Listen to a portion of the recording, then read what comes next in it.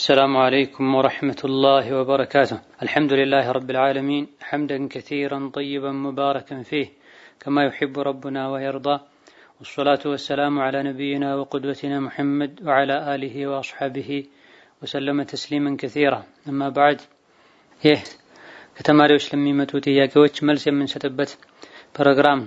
ከዛሬ ጥያቄዎች የመጀመሪያው ሽንት ቤት ውስጥ ቆሞ ውዱእ ማድረግ ይቻላል ወይ የሚል ጥያቄ ነው። ውዱእ ያደረጉ ውሃ ተረጭቶ ሰውነት ልብስ እንደማይነጀስ እርግጠኛ ከተኮነ መጸዳጃ ቤት ላይ ውዱእ ማድረግ ችግር የለውም። ፉቃሃዎች መሃል ኺላፍ ያለበት መጸዳጃ ቤት ላይ ሆኖ ውዱእ ያደረጉ ቢስሚላህ ማለት ይቻላል አይቻልም የሚል ኺላፍ ነው ያለው። የተወሰኑ ዑለሞች ውዱእ ሲደረግ ቢስሚላህ ማለት የጠበቀ ሱና ነው፣ አንዳንዶች ዘንድ ዋጅብም ነው። ሽንት ቤት ላይ ሆኖ ቢስሚላህ ማለት የተጠላ ከሆነ ውዱእ ሲደረግ ቢስሚላህ ማለት ዋጅብ ከሆነ ለዋጅቡ የተጠላው ይደረጋል የሚል አቋም ያላቸውም ዑለሞች አሉ። በዘመናችን ያለው የተወሰኑ ፉቃሃዎች በዘመናችን የሚታወቁ ዘመናዊ መጸዳጃ ቤቶች ሰዎች ከተጸዳዱ ከሸኑ በኋላ ውሃ ሲለቀቅ ቆሻሻው ስለሚሄድ የሽንት ቤት ሁክም አይኖረውም። ቢስሚላህ ማለቱ የሚጠላውና የሚከለከለው እየተጸዳዱ እየሸኑ ባለበት ወቅት ላይ ነው ብላ። በመሆኑም ውዱእ ማድረጉ ብቻ ምንም ችግር የለውም። ቢስሚላህ ማለቱ ሱና ነው ዋጅብ ኺላፍ አለበት። አንዳንድ ዑለሞች በልብ ቢስሚላህ ይባላል ያሉበት ሁኔታ አለ። ገና ወደ መጸዳጃ ቤት ሲገቡም ነይቶ ቢስሚላህ ብለው ሁለቱንም አስበውበት ቢስሚላህ ብለው ከገቡ የውዱእን በስመላ ሊተካ ይችላል።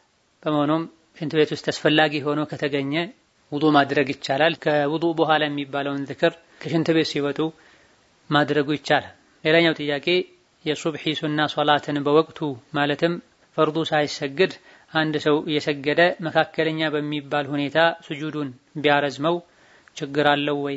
ምክንያቱም ማድረጉ አይቻልም የሚሉ ሰዎች ስላሉ ነው። ማስረጃም ቢያስቀምጡልኝ የሚል ነው።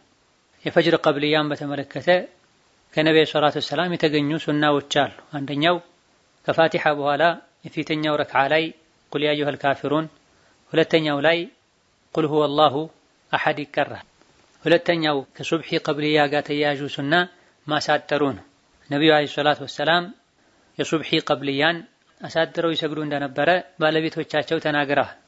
ከዚሁ በመነሳት ሱብሒ ቀብልያ ላይ ከፋቲሃ ውጪ ሌላ ሱራ መቅራት አይቻልም ያሉ ሁሉ ፉቃሃዎች አሉ። ነብዩ በጣም ያሳጥሩ ነበር የሚለውን በመያዝ ወላኪን ራጂሑ ትክክለኛው ከፋቲሃ በኋላ ቀደም ሲል የተጠቀሱ ሱራዎችንም ሌላ አንዳንድ አንቀጾችም አንዳንዴ እየተቀየሩም ይቀሯል። የሱብሒ ቀብልያን ማሳጠር ሱና እንደሆነ የጅምሁር የአብዛኛ ፉቃሃዎች ምርጫ ሲሆን አንዳንዴ በመጠኑ ረዘም ቢደረግ ይቻላል፣ ምንም ችግር የለም። ከቀደምት ዑለሞች መሃል የተወሰኑ እንዲህ አይነት አቋም ያላቸው እንዳሉ ኢማም ነወዊ ረሂመሁላህ ተዓላ ገልጸዋል። ይቻላል ያሉት ሐራም አለመሆኑን ለመግለጽ ነው። ሱና መሆኑን ያምናሉ እነሱም ቢሆን አጠር ማድረጉ። ስለዚህ አንዳንድ ሰዎች ማሳጠር አይቻልም ብለዋል። ሱና አይደለም ማለት ተፈልጎበት ከሆነ ያስኬዳል፣ ይቻላል፣ ምንም ችግር የለውም። በመሰረቱ ሶላቱ የተደነገገ የተፈቀደ ነው። ነብዩ ሰለላሁ ዐለይሂ ወሰለም ቡኻሪ በዘገቡት ሐዲስ አንዳችሁ ለብቻው ሲሰግድ የፈለገውን ያክል ያስረዝም ብለዋል። አስሉ ይቻላል። እዚህ ጋር ግን ነብዩ ሰለላሁ ዐለይሂ ወሰለም የፈጅርን ቀብልያ ቀለል አድርገው አሳጥረው ስለሰገዱ ቀለል አድርጎ መስገዱ የተሻለ ነው። ሌላኛው ጥያቄ የዊትር ሶላት ያለፈው ሰው ቀን ላይ አንድ ረክዓ ይሁን ሁለት ረክዓ ቀዷ ማውጣት ይችላል ወይ የሚል ጥያቄ ነው። ነዓም፣ ሌሊን ሶላት ማታ ላይ ታሞ አሊያ ደግሞ እንቅልፍ ጥሎት አሊያ ደግሞ ከልክ በላይ ደክሞት መስገድ ያልቻለ ሰው በቀኑ ክፍለ ጊዜ ቀዷ ማውጣት ይቻላል። ነገር ግን ልክ እንደ ማታ ሶላት ዊትር ተደርጎ አይደለም የሚጠናቀቀው። ማታ ላይ 11 ሰው ይሰግድ የነበረ ሰው ካለፈው ቀን ላይ ቀዷ ሲያወጣ 12 ያደርጋል። 9 ይሰግድ የነበረ ሰው 10 ያደርጋል። 3 5 ይሰግድ የነበረ ሰውም 4 ወይም 6 አድርጎ ይሰግዳል። ይሄም ከነብዩ አለይሂ ሰላቱ ወሰላም ተገኝቷል። ሌላኛው ጥያቄ የመንገደኛ ሶላት በምን መልኩ ነው የሚሰገደው? ከስንት ኪሎ ሜትርስ ጀምሮ ነው መንገድ የሚባለው የሚል ጥያቄ ነው። አብዛኞቹ ፉቃሃዎች ዘንድ አንድ ሰው መንገደኛ የሚባለው 80 ኪሎ ሜትር እና ከዛ በላይ ከሄደ ነው። ከዛ በታች ከሄደ ሙሳፊር ወይም መንገደኛ አይባልም። ሌሎች ዑለሞች ከዛ በታችም ከተካሄደ መንገድ እስከተባለ ድረስ ዝግጅት እስካስፈለገው ድረስ ሶላት ማሳጠር፣ ጀምዕ ማድረግ፣ ለመንገደኛ የሚፈቀዱ ነገሮችን መጠቀም ማድረግ ይቻላል የሚል አቋም አላቸው። ብዙዎቹ የመረጡትና ለጥንቃቄም የሚሻለው ከ80 ኪሎ ሜትር በታች ከሄዱ አለማሳጠሩን፣ ከዛም በታች ቢሆን መንገድ እስከተባለ ማሳጠር ይቻላል የሚሉ ዑለሞች ጠንካራ ደሊል ያላቸው ከመሆኑ ጋር ማለት ነው። መንገደኛ እንዴት ነው የሚሰግደው ለሚለው ሁሉንም ሶላት በወቅቱ መስገዱ በላጭና የተሻለ ነው። ለመንገደኛም ቢሆን ካልተቸገረ፣ ጉዞ ላይ ከሆነ አሊያ ደግሞ ወደሚሄድበት ሀገርም ደርሶ ሁሉም በወቅቱ መስገድ የሚከብደው ከሆነ ዙህርን ከዐስር መግሪብን ከዒሻ አጠጋግቶ አንድ ላይ አድርጎ መስገድ ይቻላል። እንደዚሁ ደግሞ ባለ 4 ረክዓ ሶላቶችን 2 አድርጎ አሳጥሮ መስገድ ይቻላል። አንድ ላይ ተደርጎ የሚሰገደው ዙህርን በዐስር ወቅት ወይም ዐስርን በዙህር ወቅት ነው፣ ወደፊት ወይም ወደ ኋላ አድርጎ። መግሪብን ወደ ዒሻ አዘግይቶ አሊያ ደግሞ ዒሻን ወደ መግሪብ አስቀድሞ ነው መስገድ የሚቻለው። ሱብሒ ከየትኛውም ሶላት ጋር ተጠጋግቶ አይሰገድም።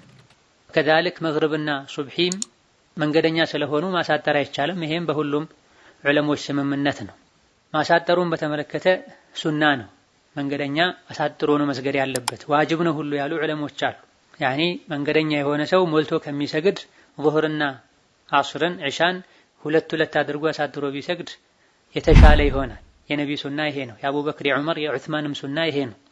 ነገር ግን ሞልቶ ከሚሰግድ ሰው ጋር ተከትሎ የሰገደ እንደሆነ መንገደኛ አሰጋጁ የሚሰግደውን አይነት ሶላት ቁጥር ሞልቶ መስገድ አለበት። መንገደኛ ለብቻው ከሰገደ አሊያ ኢማም ሆኖ ካሰገደ ባለ 4 ረክዓዎችን 2 አድርጎ አሳጥሮ መስገዱ ይመረጥለታል፣ ሱና ይሆንለታል። ነገር ግን እሱ ማሙም ሆኖ ከሰገደ የሚያሰግደው አካል ሙሉ ከሆነ የሚሰግደው ማሙሙ መንገደኛ የሆነው ማሙም ሞልቶ የመስገድ ግዴታ አለበት። መስቡቅ ሆኖ ከኋላ ገብቶ እንኳ ቢሆን 2 ረክዓ ኢማሙ ከሰገደ በኋላ እሱ ከኋላ ተከትሎ 2 ረክዓ ቢሰግድ ማሰላመት አይችልም፣ ተነስቶ መሙላት አለበት። አንድ መጨረሻ ረክዓ ላይ ቢደርስ ተነስቶ የተከተለው ኢማም የሰገደውን አይነት ቁጥር የመስገድ ግዴታ አለበት። ጀምዕ አድርጎ መስገዱን በተመለከተ አስፈላጊ ከሆነ ነው ሱና የሚሆነው እንጂ በጥቅሉ ጀምዕ አድርጎ መስገዱ ሱና ነው አይባልም። ሲቸገሩ ጉዞ ላይ ሆነው በወቅቱ መስገድ ካልተቻለ አሊያ ደግሞ የሄዱበት ሀገር ላይ በተለያዩ ነገሮች ተጠምዶ በየወቅቱ መስገድ ማይቻል ከሆነ ጀምዕ ማድረጉ ሱና ይሆናል። ለሙሳፍር ጀምዕ ማድረግ የተፈቀደ ነው፣ ሱና የሚሆነው ከተቸገረ ነው። ካልተቸገረ በየወቅቱ መስገዱ የተሻለ ነው። ሌላኛው ጥያቄ የአእምሮ ጤነኛ ያልሆነች ሴት ምንም ራሷን መቆጣጠር አትችልም እና ማህፀን በማስገልበጥ የወር አበባ እንዳይመጣ ማድረግ እንዴት ይታያል የሚል ጥያቄ ነው። የወር አበባ ሙሉ በሙሉ መቅረቱ መውለድ እንዳይችሉ ያደርጋል። ሙሉ በሙሉ መውለድ እንዳይችሉ ዘር እንዲቋረጥ ማድረግ ደግሞ ዑለሞች ዘንድ እንደል ጀማሂር የተከለከለ ሐራም ነው። የሚቻለውና የሚፈቀደው ይህ ካልተደረገ ህይወት ላይ ተጨባጭ የሆነ የማይቀር አደጋ ይመጣል ከተባለ ነው ይሄን ማድረግ የሚቻለው። የአእምሮ ህመም ታክሞ የሚድንበት ሁኔታ አለ። እንደዚሁ ደግሞ የወር አበባ ደም መቆጣጠሩ የሚቻል ነው። የአእምሮ በሽተኛ የሆነች ሴት ራሷ የወር አበባ ደሟን መቆጣጠር ንጽህናዋን መጠበቅ ባትችል ቤተሰቦች ሌሎች ነገሮች ላይ ክብካቤ እንደሚያደርጉት እንደሚቆጣጠሩት እንደሚጠብቁት ይሄም ላይ መጠበቅ መቆጣጠር ይቻላል። ስለዚህ ማህፀን ማስገልበጡ ያለ መውለድ ችግርን የሚያስከትል ከሆነ ይሄን ማድረጉ ይከለከላል። ሙሉ በሙሉ እንዳይወልዱ ማድረግ በዲናችን የተከለከለ ስለሆነ መቆጣጠሩ እጅግ በጣም የሚከብድ ከሆነና ማህፀን ማስገልበጡም ለተወሰነ ጊዜ ብቻ ሆኖ ከጊዜ በኋላ መውለድ ወደሚችሉበት ሁኔታ መቀየር የሚቻል ከሆነ ይሄኔ ለሐጃ መሸቃውን ችግሩን ለማስወገድ ይቻላል እንላለን። ሌላኛው ጥያቄ አንዲት ሴት ልጅ ከባሏ ጋር ግንኙነት አድርጋ ጀናባ ሳታወርድ የቤት ውስጥ ስራዎቿን ማከናወን ትችላለች ወይ? መልሱን ከነደሊሉ ቢያብራሩልኝ የሚል ነው። በላጩና የተሻለው ቶሎ ጀናባን ማውረድ ነው። ካልተቻለ የሶላት ወቅት እስካልገባና ያልፋል ተብሎ እስካልተሰጋ ድረስ ጀናባን ሳይታጠቡ ቢቆዩ ብዙ ችግር የለውም። ነገር ግን ጀናባ ሆነው ሊበሉ ሊተኙ ከሆነ ውዱእ ማድረጉ በላጭና ሱና ነው። ነብዩ ሰለላሁ ዐለይሂ ወሰለም ጀናባ ላይ ሆነው ውዱእ አድርገው የተኙ እንደነበር የሚያሳይ ሐዲስ አለ። ጀናባ ላይ ሆኖ መቆየት እንደሚቻል ከሚያሳዩ ደሊሎች አንዱ الصحيح ላይ ያለው የአቡ ሁረይራ ሐዲስ ነው። ነብዩ ሰለላሁ ዐለይሂ ወሰለም የሆነ መንገድ ላይ አግኝተዋቸው አቡ ሁረይራ ሰላም ካሏቸው በኋላ ከነብዩ ርቀዋል። ነብዩ ሰለላሁ ዐለይሂ ወሰለም ኋላ ላይ አቡ ሁረይራን ሲያገኟቸው የት ጠፍተህ ነበር ቅድም በማለት ሲጠይቁ ጀናባ ላይ ስለነበርኩኝ ከእርሶ ጋር መሆን ከብዶኝ ነው ሲሉ ነብዩ ሰለላሁ ዐለይሂ ወሰለም ሙስሊም ሙእሚን መቼም አይነጅስም ብለዋቸዋል።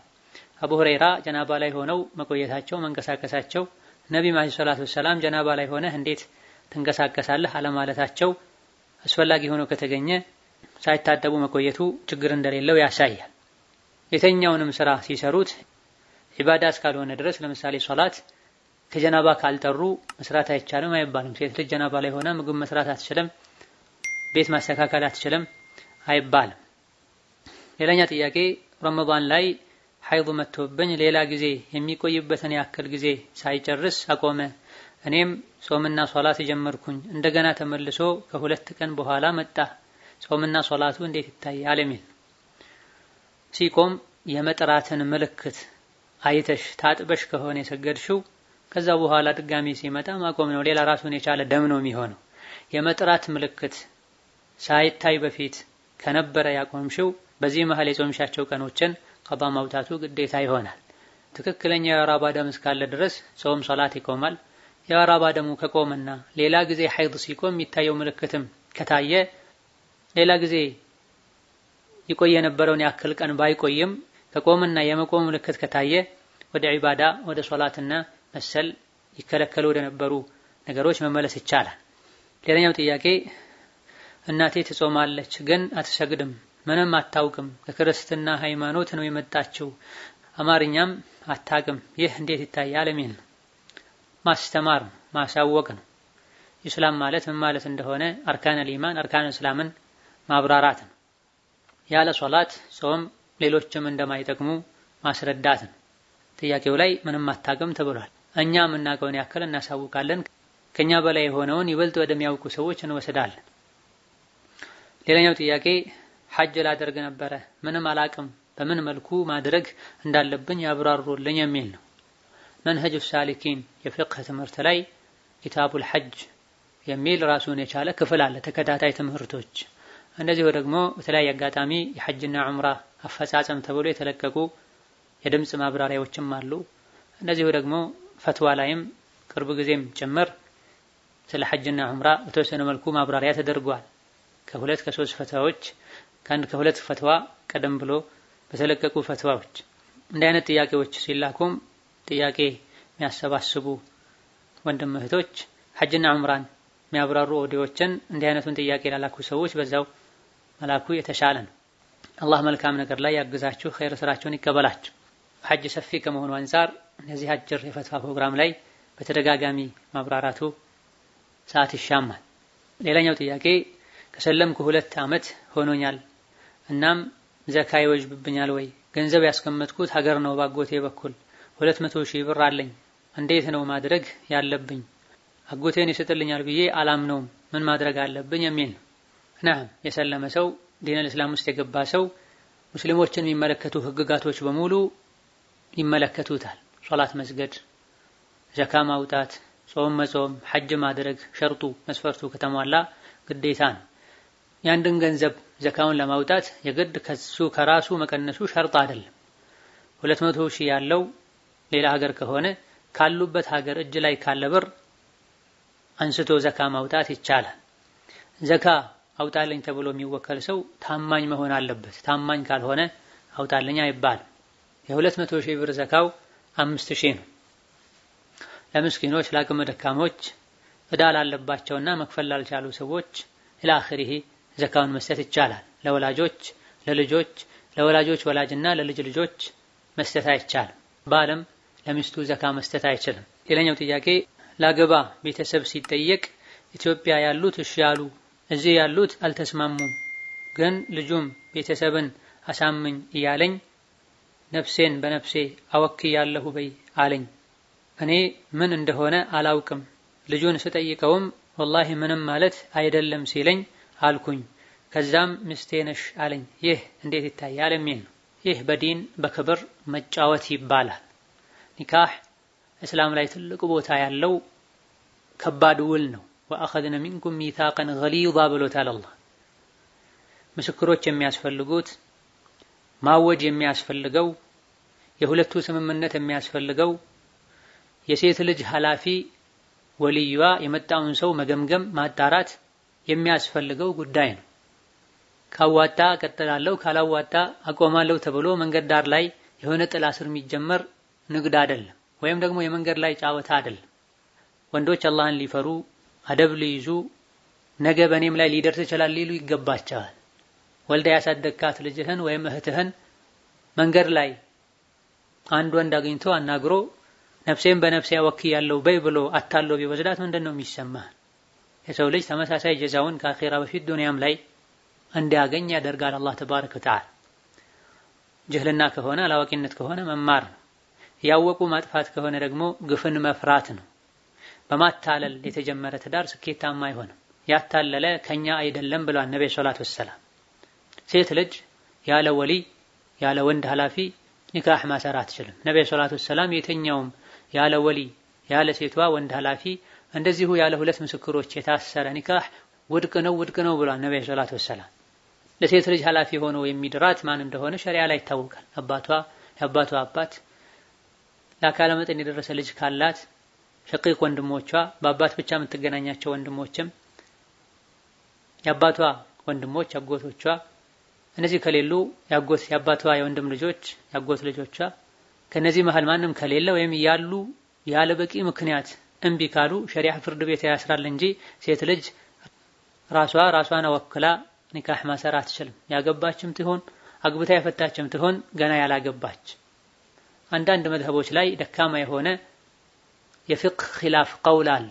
አግብታ ከፈታች አስተዋይ ከሆነች ራሷን መዳር ትችላለች የሚል ነገር ግን የሁሉም ንግግር ከነብዩ አለይሂ ሰላቱ ወሰላም ንግግር በታች ነው። ነብዩ ሰለላሁ ዐለይሂ ወሰለም የተኛውም ሴት ነው ያሉት አዩማ ኢምራአቲን፣ የተኛውም ሴት ያለ ወሊ ያለ ወንድ ኃላፊ ኒካህ ያሰረች እንደሆነ ኒካህዋ ውድቅ ነው ብላ። አግብታ የፈታች ከሆነ አስተዋይ ከሆነች ትልቅ ሴት ከሆነች ወጣት ከሆነች አላሉ፣ ዝርዝር ውስጥ አልገቡም። ኃላፊ የሚለውም ደግሞ ሸሪዓ ላይ በግልጽ ተቀምጧልና ሴት ልጅ ለራሷ ኃላፊ ሆና መዳር አትችልም። ቅድም ከተዘረዘሩ ውጭ ያሉ እሷን ሊድሩ የማይችሉ ሰዎች መዳር አይችሉም። ቃዲ ያልሆነም ቃዲ ነኝ ብሎ ለኪሱ የሆነች ገንዘብ ለማግኘት ብሎ እየዞረ ኒካህ አስሮ የሰውን ህይወት ዲን ሊያበላሽ አይገባም። በዚህ መልኩ የታሰረ ኒካህ አይባልምና እውነተኛ ትዳር የሚፈልጉ ከሆነ ላለፈው ተውበት ማድረግ፣ ከዛ በኋላ ማህፀኗ እስኪጠራ ድረስ ቢያንስ አንድ የወር አበባ ደም አይታ እስክትጠራ ድረስ መጠበቅ፣ ከዛ በኋላ ለቤተሰብ አሳውቆ እንደገና ትክክለኛ ኒካህ ማሰር። ቤተሰብ እምቢ ካለ ለምንድን ነው እምቢ ያለው ተብሎ ምክንያቱ መጣራት አለበት። ትክክለኛ በሆነ ምክንያት እምቢ ካሉ ማቆም፣ ምክንያቱ ትክክለኛ ካልሆነ ለማሳመን መሞከር ነው። ሸሪዓም አቅልም በጭራሽ ማይቀበለው ምክንያት ሴቷን የሚጎዳ ነገር ከሆነ ሸሪዓ ፍርድ ቤት ሄዶ ኒካህ ይታሰራል። ነብዩ ሰለላሁ ዐለይሂ ወሰለም የሴቷ ኃላፊዎች ከተጋጩ ካልተግባቡ አላስርም ካሉ የሙስሊሞች መሪ ወይም እሱ የወከለው ቃዲ ኃላፊ ሆኖ የሚድራት ወንድ የሌላት ሴት ኃላፊ ነው ብለዋል ነብዩ አለይሂ ሰላቱ ወሰለም።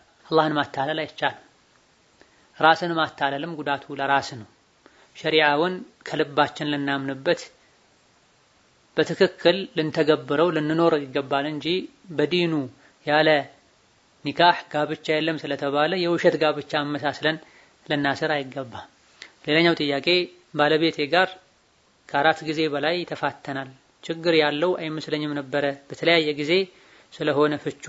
እናም አሁን ስሰማ ኒካህ የላችሁም እያሉ ነው ያብራሩልኝ የሚል። ነዓም አላህ በተከበረው ቃሉ አጠላቁ መረታን ፈኢምሳኩን ቢማዕሩፍን አው ተስሪሑን ቢኢሕሳን ብሏል። ፍቺ 2 ጊዜ ነው። ከዛ በኋላ ወይም በአግባቡ መያዝ ካልሆነ በስርዓቱ 3ኛውን ፈቶ ወደ ቤተሰብ መመለስ ነው ብሏል። 3 ጊዜ ከፈታ አንድ ሰው ከባለቤቱ ጋር ያለው ግንኙነት ሙሉ በሙሉ ተቋርጧል። ትዳርን ፈልጋ ከሌላ ወንድ ጋር በትክክል ትዳር ፈልጋ ከሌላ ወንድ ጋር ተጋብታ ከዛ ባል ጋር ሳትግባባ ቀርታ ብትፋታ አሊያ ደግሞ ባሏ ቢሞት ይሄኔ ከቀድሞ ባሏ ጋር ቢጋቡ ችግር የለው። በተረፈ 3 የፈታ ባል ሚስቱን ድጋሚ ከሷ ጋር ረጃዕቱ ብሎም ይሁን አዲስ ኒካህ አስሮ መጋባት አይችልም ሌላ ባል አግብታ እስካልፈታች ድረስ። ወደ ቀድሞ ሚስቱ ለመመለስ ብሎ ደግሞ ይህችን ሴት ሌላ ማይፈልጋት ባል አግብቶ እንዲፈታት ማድረግ ይህ ትልቅ የሆነ ወንጀል ነው።